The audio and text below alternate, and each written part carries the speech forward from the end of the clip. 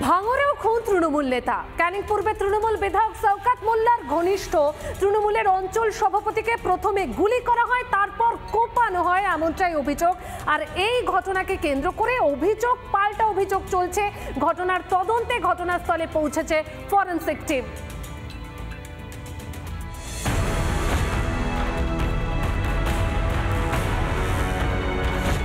আবারও খুন, আবারও সেই ভাঙড়। এবার খুন তৃণমূল অঞ্চল সভাপতি। নিহত তৃণমূল নেতার নাম রাজ্জাক খান, ভাঙড়ের চকবেরিয়া এলাকার তৃণমূল অঞ্চল সভাপতি। বৃহস্পতিবার রাতে বাইকে চেপে বাড়ি ফিরছিলেন, এমন সময় তার উপরে হামলা। প্রথমে গুলি, তারপর কুপিয়ে খুন।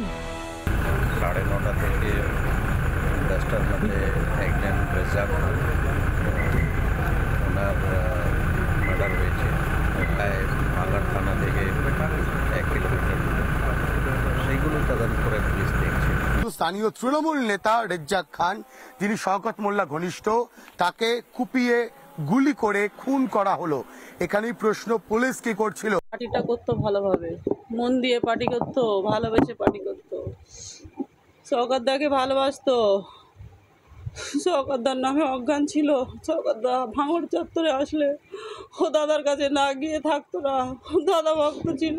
দেখুন, এটা সম্পূর্ণ আমার যেটুকু মনে হয়েছে যে আইএসএফ আশ্রিত সমাজ বিরোধীদের কাজ। কারণ আমরা এটা এখনো পর্যন্ত আননোন এফআইআর করেছি পরিবারের পক্ষ থেকে। আর একটা রাজনৈতিক কারণে খুন? হ্যাঁ, নিশ্চিতভাবে। ভাঙড় বিধানসভা কেন্দ্র আইএসএফ এর দখলে। মাঝে মধ্যেই আইএসএফ তৃণমূল বিবাদ ভাঙড়ের চেনা ছবি। আবার ভাঙড়ে হাঁসফুলের দুই নেতা শওকত মোল্লা এবং আরাবুল ইসলামের দ্বন্দ্ব কারো অজানা নয়। এই রাজনীতিরই বলি রাজ্জাক খান। এই লোকটি যাকে খুন করেছে ওরা, আপনার একদা সময় আরাবুল ঘনিষ্ঠ ছিল, প্রেসার দিয়ে চাপ দিয়ে এখন শওকত ঘনিষ্ঠ করেছে। এবার এই সুযোগটা কে নিয়েছে, এটা তদন্ত সাপেক্ষ।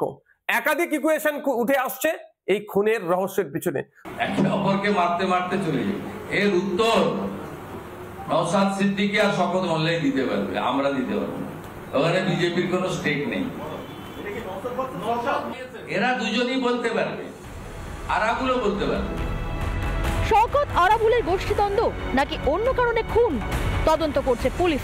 বাড়ছে রাজনীতির উত্তাপ। ইতিমধ্যেই কিন্তু খুনের মামলা দায়ের করে তদন্ত শুরু করা হয়েছে। ভিডিও সজনীকান্ত বেরার সঙ্গে ভাস্কর বসু, রিপাবলিক বাংলা, ভাঙড়। নানা ধরনের কন্টেন্ট দেখার জন্য লাইক করুন, শেয়ার করুন আমাদের ফেসবুক পেজ, সাবস্ক্রাইব করুন আমাদের ইউটিউব চ্যানেল। পাশাপাশি অন্যান্য ব্রেকিং নিউজের জন্য অবশ্যই চোখ রাখুন রিপাবলিক বাংলায়।